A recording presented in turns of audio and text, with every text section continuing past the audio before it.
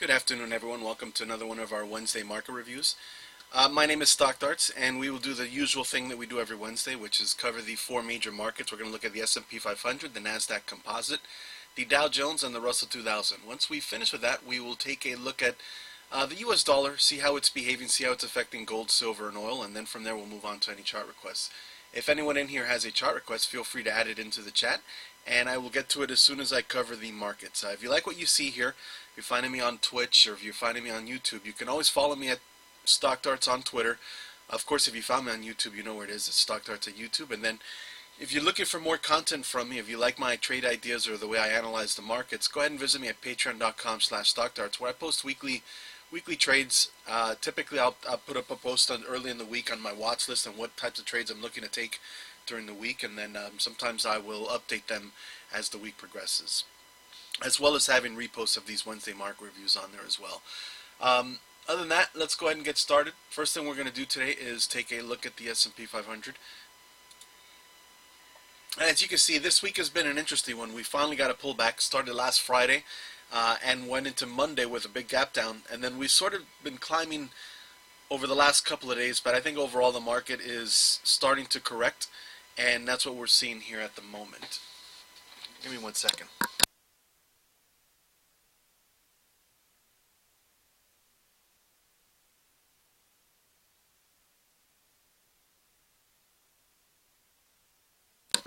Alright, so we have an FOMC day today, and we still have a lot of important earnings to go through the rest of this week. So there's a lot of uncertainty as far as where we can go from here to next Wednesday. This is not a typical week where we're just trading off of technicals and there's not a lot of news that's affecting the market. I think at the moment there's a lot of different things, a lot of different factors that can definitely change what our perspective is and what the market is going to do over the next couple of weeks. First of all, we have obviously the news with the coronavirus in China. Now, I think that in general is more of an excuse than anything else, and I think that we were due for a pullback. And as a matter of fact, we were climbing when news of the virus first came out, and we only really started blaming the virus once the market started correcting, which I think was normal. However, we do have FOMC, which does have a stronger impact on the market, and one that could definitely ignore some technicals, as well as having earnings coming out from most of the FANG stocks. We had Apple report yesterday. It was a good earnings report. We still have Facebook today. We have Amazon tomorrow. We have Google on Monday. So a lot of big earnings on tap, and they can have a strong impact on the market as well. However, we can't really predict how the market's going to react to any of those things. So best we could do right now is take a look at the technicals and try to figure out where we will go if we move up or if we move down. For those of you that are regulars here, you'll know that last week we were expecting a pullback, and we did get that.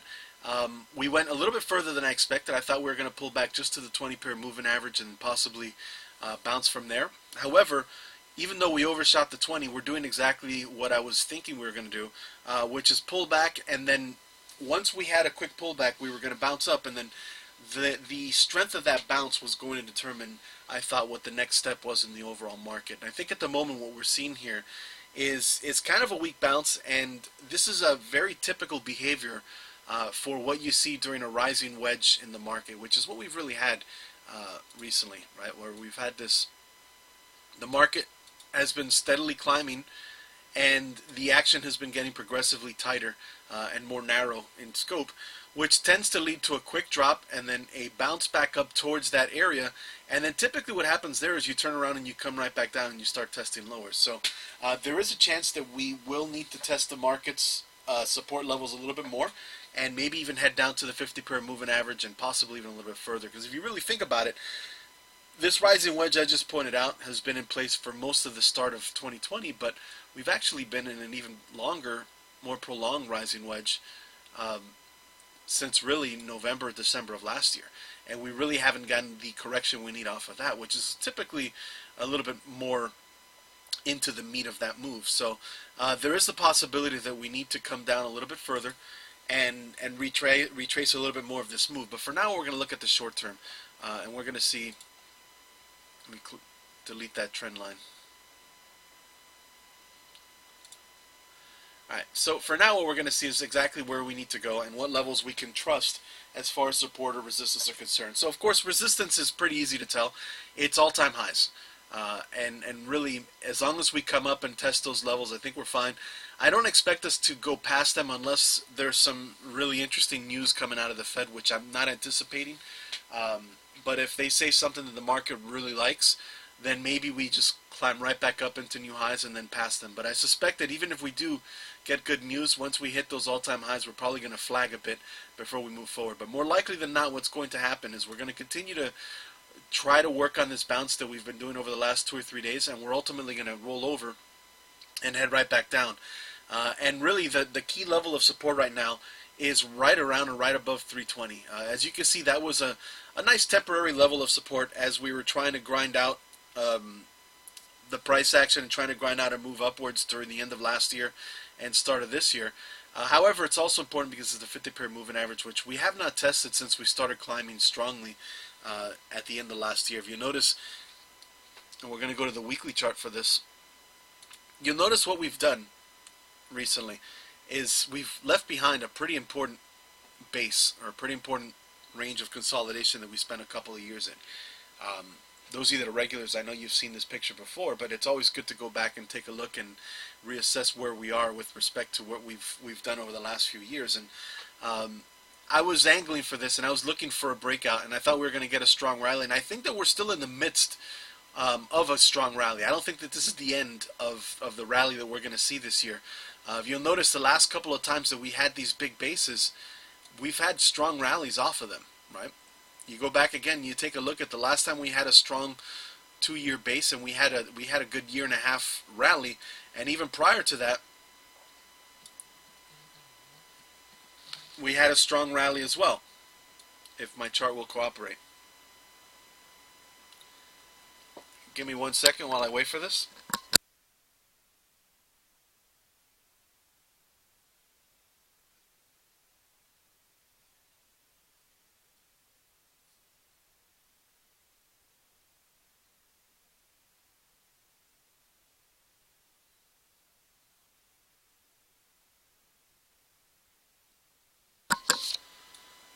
Alright, so there we go. I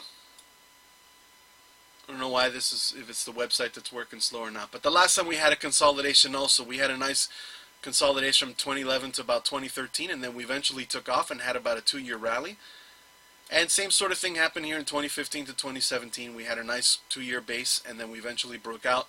And we're sort of seeing the same thing right now, which leads me to believe that we have the potential for a rally that could last all year. Now, despite the fact that we might have a rally like them, you know, the market tends to rhyme. It doesn't really repeat exactly the same, and we might have a slightly different pattern to it, and we might have more of a stair-stepping nature. As you can see, even the last couple of months, as we've been sort of making our way upwards, you'll notice that as we broke out of this base, we didn't do it quite the same way where we just broke out and then consolidated above it. We actually had to stair-step and kind of retrace and work harder, and I think that's because we're so much higher up, and the market is starting to get even more traders to distrust the strength in it. It's getting harder to really go through these levels, and I think it's not going to be quite the same smooth sailing that we saw in 2017, but I do think that we have the potential for a rally that could last through most of the year. But we'll see if that does indeed become the case.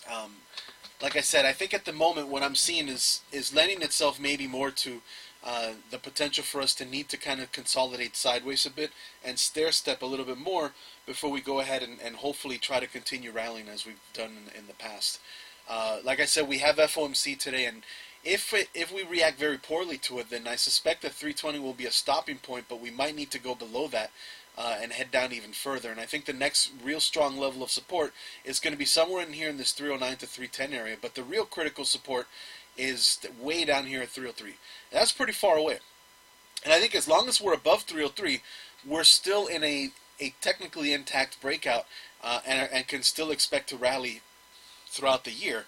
Because, you know, of course, that was the ceiling of the price action from the last couple of years. Matter of fact, the ceiling for that price action was actually way down here at 295 until we had this temporary move to try to break past it last summer.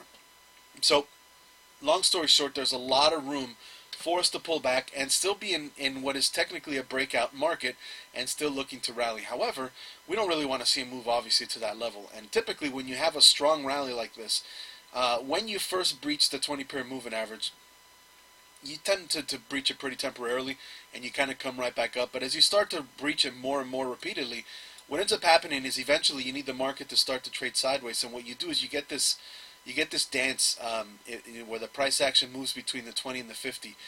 So if this reaction, this bounce that we're getting right now is short-lived and we turn around and come right back down, I expect us to come down to the 50, and I expect us to attempt to chop between the two moving averages, at least maybe for one or two moves, and then from there try to resolve to the upside or possibly to the downside if whatever news keeps hitting the market and keeps trying to push us down. However, I suspect that much like our first period, or our first bounce of the 20 was going to be successful, usually the first test of the 50 is going to be successful as well.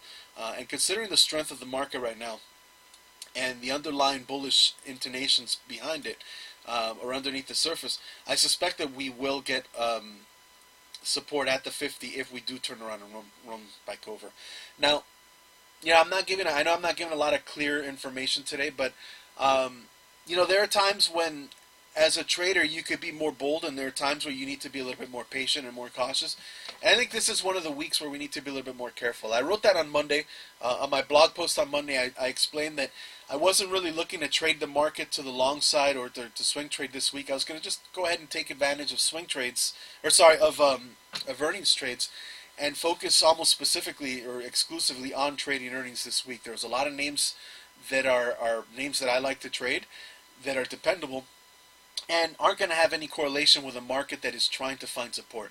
And I think that's the issue here, is that we have a market that has finally sort of rolled over, at least in the very short term, and is finding or trying to find out where the bulls are waiting to go ahead and rebuy. Now, you might ask yourself, well, if you're expecting the market to pull back like you said last week, why didn't you short it? And the reason I didn't short it is exactly what happened these last 2 or 3 days. Is even if you expect the market to go down, if it's a strong bull market like the market that we're in right now, or the environment we're in, you're much better off waiting for that pullback to finish and then buying the support, buying the dip, and taking advantage of the prevailing direction of the market, which is up. If you tried to short this market, if you shorted it on Friday, then maybe you got that gap down. But if you'll notice, if you weren't real quick to close out that trade, it already bounced all the way back towards close to where your entry would have been.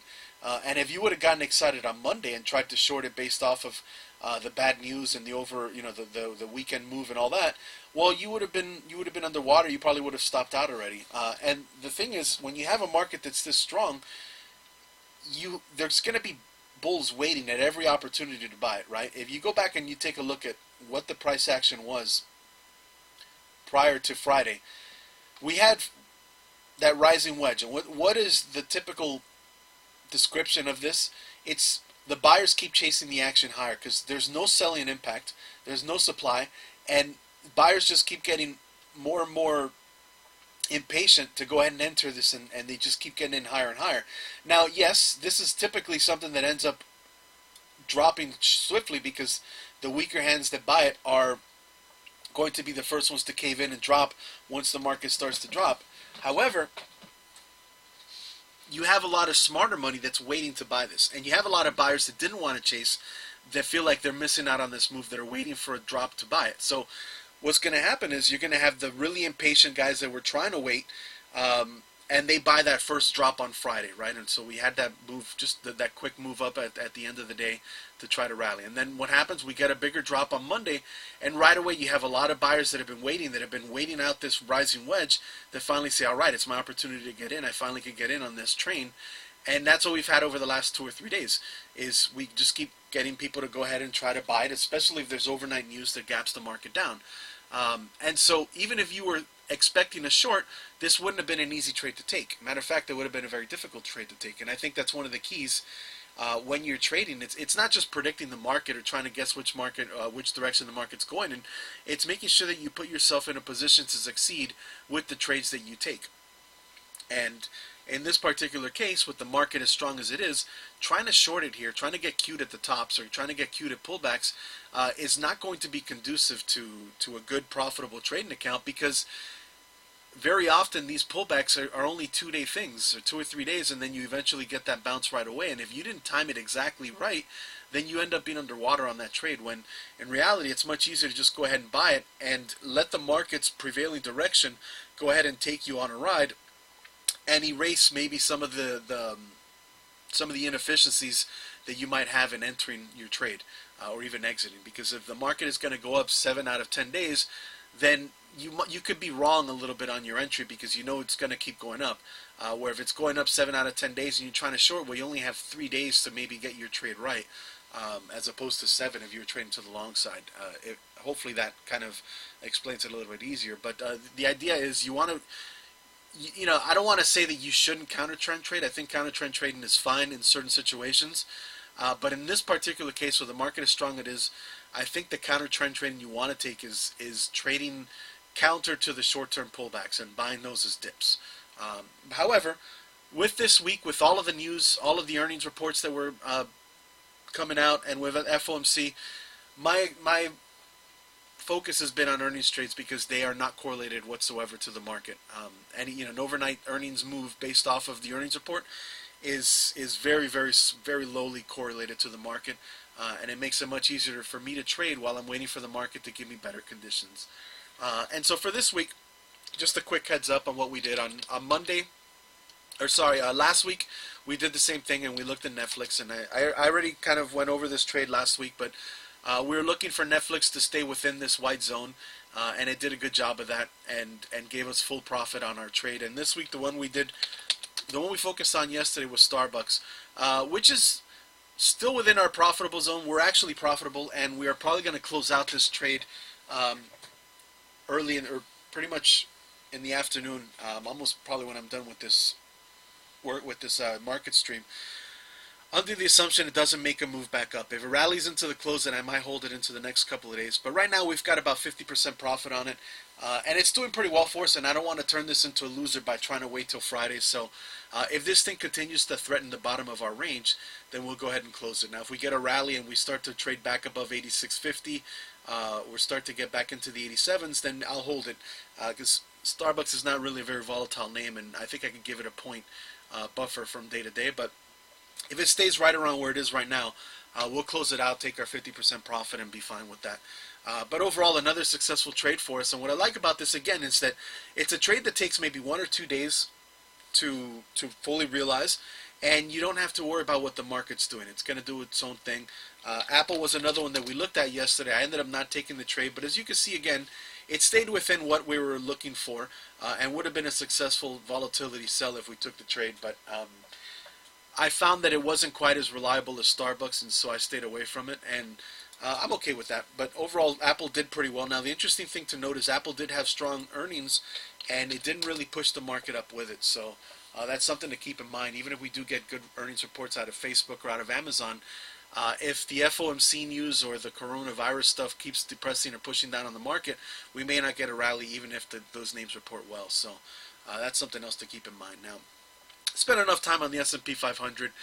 We'll move on to the NASDAQ and the Dow Jones and the Russell in a second. Again, I just wanted to reiterate, in the short term, our key support level is going to be here around 320. I don't want to see this breached from here to next Wednesday.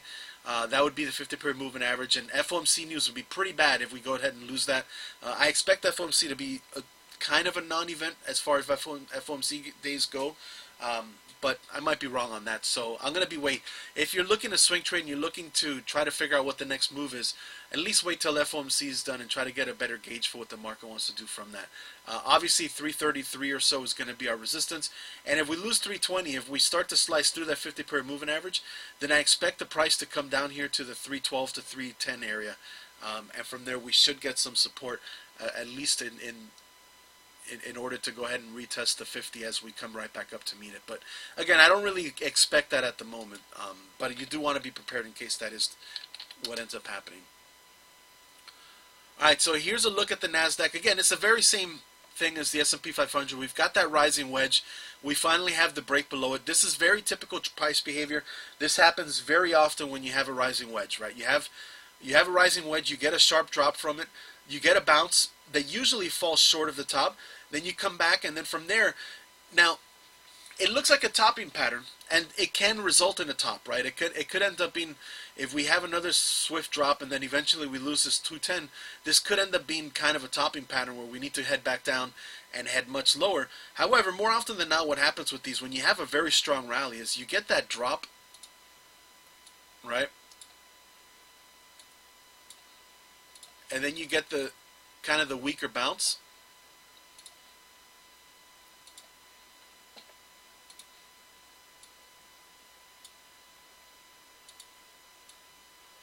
But from there, you tend to eventually build up enough steam to start making your way back and at least trade sideways, and if not, eventually eclipse that. So I think really this is more indicative, particularly if we can break back, if FOMC doesn't lead to a move back to new highs. I think more than anything, this leads us to believe that we need more time to trade sideways. I don't think that we are ready for this yet. I think that we need to test more buyers resolve. And we need to definitely come back up. We'll find more buyers, and it's going to be their resolve and the bounce we get off of the next test that probably dictates whether the market needs to correct further or not. So I expect the next drop, once we do drop, to be, again, probably a decent buying opportunity. But just pointing out typically what happens during a rising wedge, and I think that's probably likely what's going to happen, is we're probably going to fall short of new highs and come back down, and if we test the 50 period, then more likely than not we'll chop between the 50 and the 20 for a bit and then try to resolve to the upside. Now keep in mind, the NASDAQ has been, relatively speaking, the strongest of the four indices over the last couple of weeks, and they are the least likely to hit their 50 period moving average if we do indeed have that scenario play out. But keep that in mind as well. You can see they actually broke the 20 and then came right back above it, and are holding up pretty strongly. And honestly, everything I said about the S&P 500 holds true for the NASDAQ as well. We've got all-time highs. It's going to be resistance. We've got our support level down here around 211, which is going to be close to the 50-period moving average. And if we do lose that, there's a lot more support before we have to worry about a market that is losing its rally or becoming a bear market instead of a bull market. I think we're still very clearly in a bull market, and at the moment I am not in the least bit concerned about our bull market. I still think we're in a very strong market. We just need to pull back. We've been stretched out, we've been overbought, and this happens, and we need to come back and find new buyers that are willing to push the price action back up. So nothing here to be worried about. I see this as an opportunity to get charts to reset. I didn't like a lot of the charts over the last couple of weeks. They weren't really giving us good buying opportunities, and the risk reward is getting poorer and poorer every week as we continue to sort of climb upwards. So this is good. This resets a lot of charts, and this is going to give us a lot of opportunities to buy stocks of value once we finally get that drop, and once we finally find enough buyers to kind of reverse this short-term trend. Because at the moment, the short-term trend is going to be down.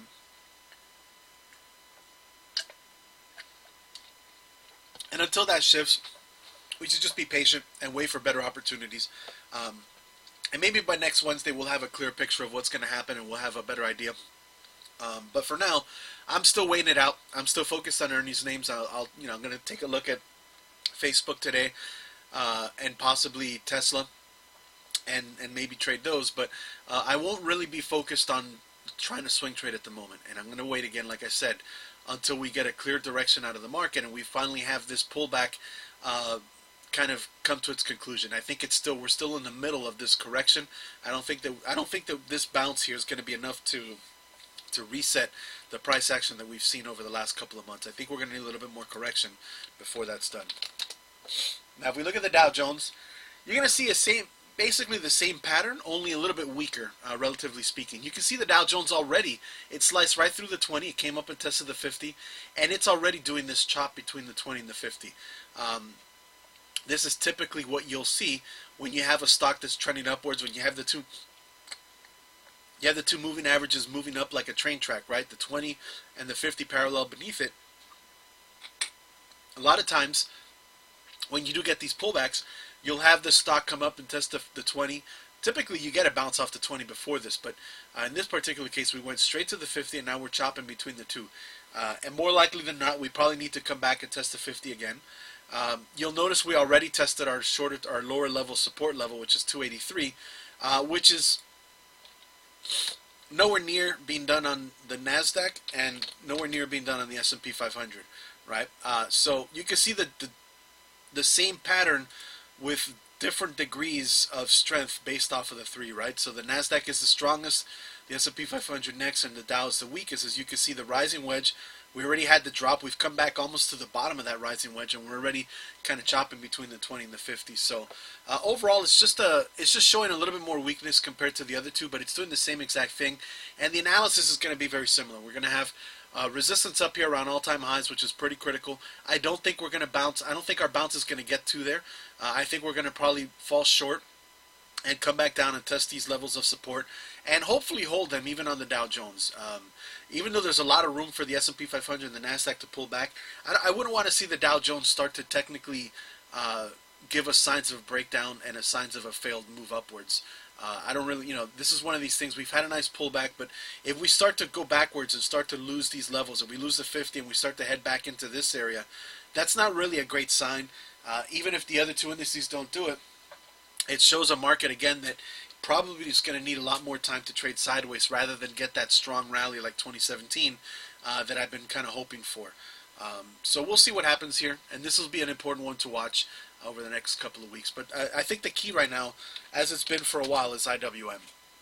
And I think if you're looking for weakness, you're trying to figure out where the market's going, I think IWM is the first one that's been displaying where the weakness is. And as you can see, relatively speaking, it dropped below the 50. It is trading between the 20 and the 50. It also dropped that level of support, which none of the other three indices have done.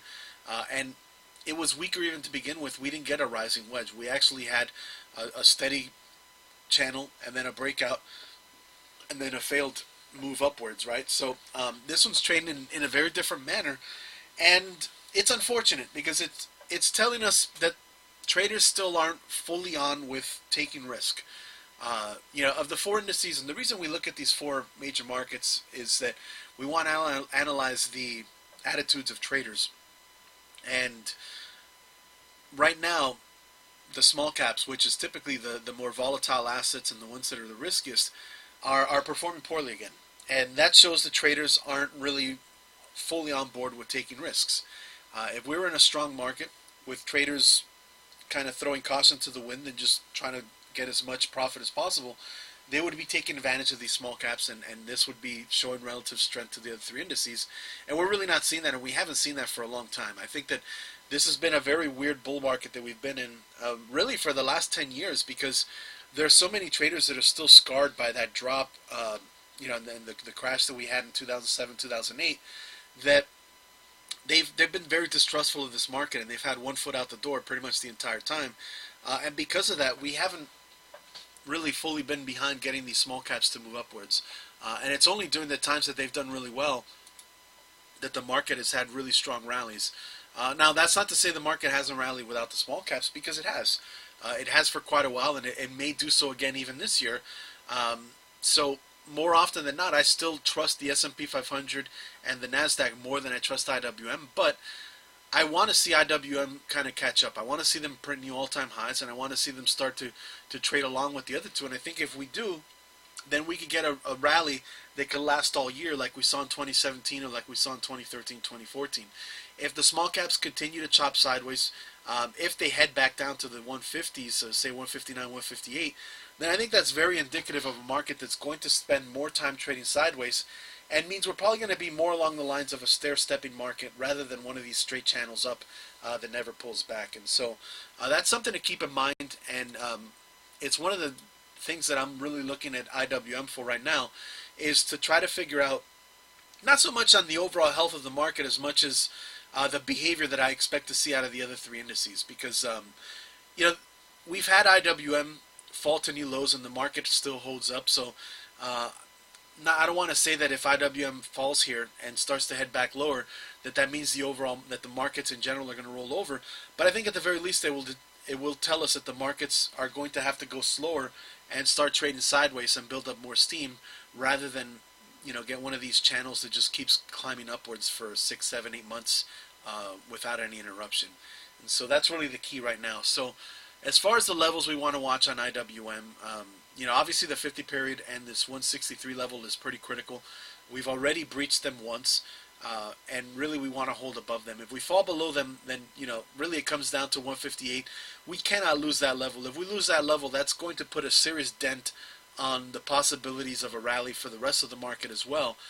And more than anything, it's probably going to push or pull the other markets to come down and test some of their more important price levels, and will likely, at the very least, move the market into a neutral stance rather than a bullish stance.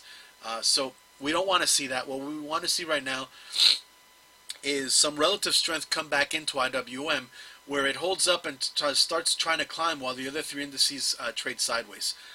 And that would be a good sign that traders are rotating into this rather than just jumping out of IWM whenever they get a chance. And that would be pretty nice, but again, it's not really what I expect, but it's what I kind of hope happens. And really, that's all we can say right now with IWM. Again, you got 163, which is critical. Below that, really, the next key level is way down here around 158 to 160. And as long as it stays above that, I think we're fine. But if it starts to head below that, then I think the markets are definitely more in trouble, and we'll have to be a little bit more cautious about how we trade and reevaluate where we stand. But again, we meet every Wednesday and we look at this, and if we do come to that and the market starts to look like it's in more trouble, then we'll go ahead and reevaluate and try to figure out what our next trading strategies are going to be. But for now, we have to go under the assumption that the market is still very strong, and it's really just a matter of trying to weather these fluctuations as it corrects. Because again, it was getting pretty stretched out, it was getting overbought, and in those situations, you're eventually going to need a strong correction to reset the price action and to reset the charts, and that's what we're doing right now. And once we finish with that, we should get, again, some really nice buying opportunities. So overall, my conclusion looking at these four markets is be patient, wait for this to kind of play out. Let's see what happens with FOMC, and hopefully by next Wednesday we'll have a little bit more clarity as to how we want to go ahead and approach the markets,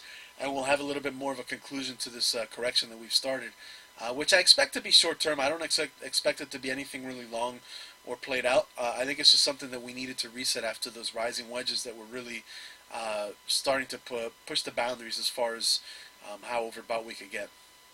All right, so let's take a quick look at the U.S. dollar, and then we'll look at gold, oil, and silver, and then we'll move on to chart requests. Those of you that are in here, we only have a few viewers today so far, but if you're in here and you want me to take a look at a chart, you can start typing it into the chat now, and I'll go ahead and take a look at it as soon as we cover this. There's not a lot that I have to say about the U.S. dollar today anyway. As you can see, the U.S. dollar did bounce from last week and came up to the 20. It's starting to make its way into this gap. Still a long way to go to fill that gap, but I suspect that we've found resistance on the U.S. dollar. Now again, the UUP is just the dollar as an aggregate. I tend to prefer looking at the crosses of the euro, U.S. dollar, the Canadian, and the yen to get a better gauge of what the dollar's doing. But if we just look at it as an aggregate, you can see that it's coming up into resistance and probably needs to pull back here.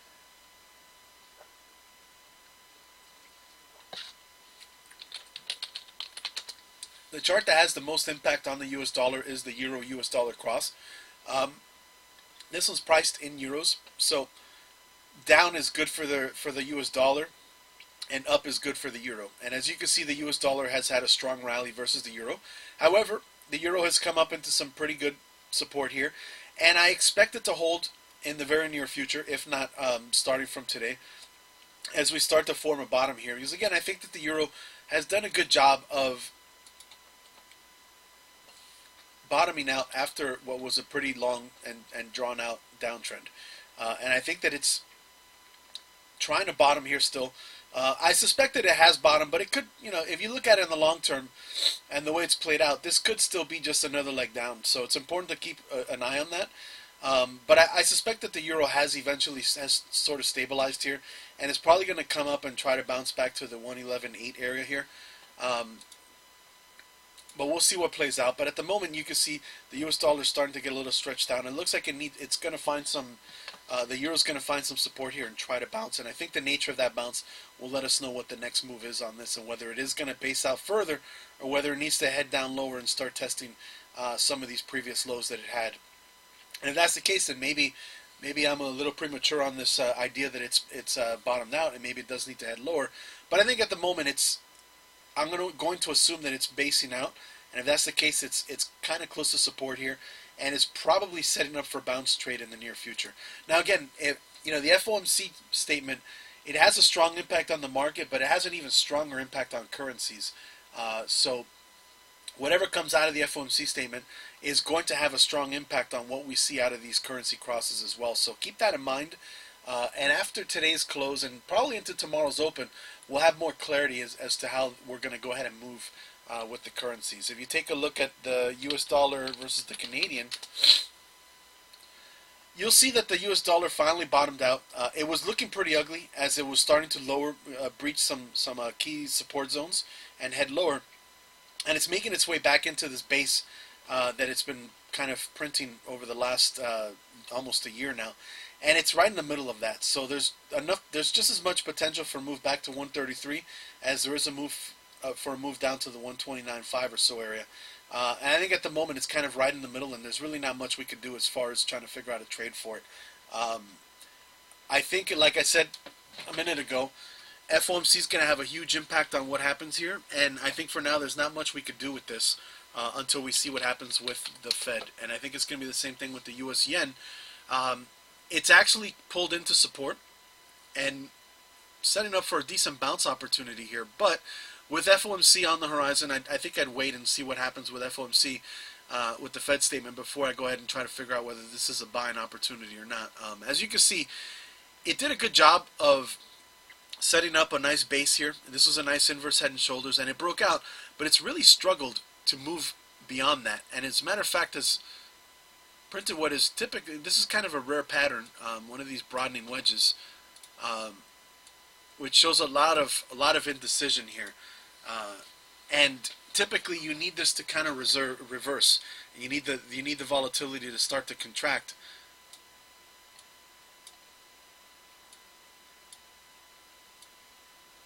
Before you get the next move, whether it's up or down, and you need it to kind of quiet down. So we'll see whether that's going to be the case or not and what's going to happen here. But generally speaking, this has been an interesting one because it has shown strength even when the US dollar was weak. So it's basically a function of yen weakness. But lately it's been starting to have this really weird pattern where it just keeps trying to bounce and failing. And every time it drops, it's actually increasing. So it's showing a lot of indecision between buyers and sellers here. And again, I think maybe after FOMC we'll have a little bit more clarity now. The weird thing is we're starting to see a lot of weird moves on gold and silver as well. If you take a look at gold actually went up even though the US dollar was rallying. Gold rallied with it, which is typically not something that you want to see because that tends to happen when the markets are dropping. But usually it happens when markets are dropping swiftly, not just on regular pullbacks. Because obviously, if you think about it, if the market is dropping, then money is going to flow to the safer place, which is gold or the U.S. dollar. But that tends to happen in bear markets, not in run-of-the-mill corrections during strong bull markets. So I'm not really sure. I think at the moment this is just a temporary fluctuation more than anything else, and not anything to really put too much meaning behind. But it is interesting to note that gold did rally a bit, even though the U.S. dollar was rallying. And it's pulled back over the last couple of days, and I don't really have a good idea of what to do with gold right now, because if you look at silver, which is supposed to be very strongly correlated to gold, and it's struggling here. And I mean, yes, we have kind of a channel that we can maybe say it's kind of correcting along the lines of that channel, but that's pretty different from what we're seeing on GLD. And GLD, again, you could say is still in a channel, but relatively speaking, it's in a much different place now. Yes, it's been relatively strong to silver for quite a few years now, so this is not that much of a surprise, but it is weird that silver's trading at its lows, and GLD is kind of holding up pretty close to its highs. And so, a lot like the US dollar, there is going to be a lot of movement here based off of what happens with FOMC. And I think we'll have more clarity after FOMC. So I think next Wednesday we'll have a better idea as to what we can expect out of gold and silver along with the currencies. Now, if we take a look finally at the last commodity, we want to look at oil. Oil continues to really struggle here, and it's just slicing down. It's coming all the way down to the low 50s here. I suspect that it finally found some support here. It's not a lot at the moment, but I suspect that this will turn into some support and will eventually make a move back up into the 55, 56 range. But for now, it's still trying to find some support, and it's still trying to reverse this really swift downtrend that it had. You can see it had that really nice channel, and then eventually it tried to accelerate past it, which tends to lead to failure, which it did fail, and then he just sliced right through it and has come all the way back down. And I think at the moment it's trying to find some support here, and I think it will find some support at this level, but for now I'm still waiting for that to play out fully before I get involved in any oil aims. But as you can see, there is some potential support here in the low 50s, and we'll see where it goes from there. All right, so that covers it for oil, gold, and silver. There's not really a lot more for me to discuss. Like I said, the only trades that I've been looking at are earnings trades, and I pointed out the two that I've taken so far, which are NFLX and SBUX. Besides that, there's not really much else that we are looking at. So if anyone has a chart request, feel free to put it in. I'd like to see what you guys are looking at. If not, there's really not much more I can cover today.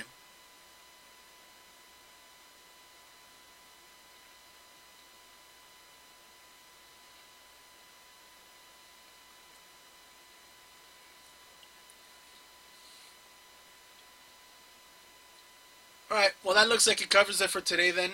Like I said, let's be patient. Let's see what happens with today's FOMC statement. It comes out again like in about an hour.